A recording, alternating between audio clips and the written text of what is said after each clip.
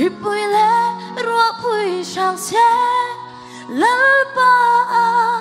in sa chu ading nghe tê inun công i chút ngayon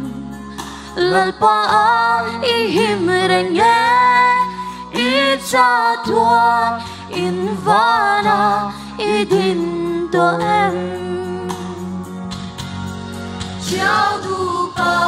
in sang sa in râu bùi in lòng truyền ma se la nay ăn đây choang lo làm lại tùy phồn lâu sáng ăn đô dâu lâu cắn ra tuan lùng bùi an nhàn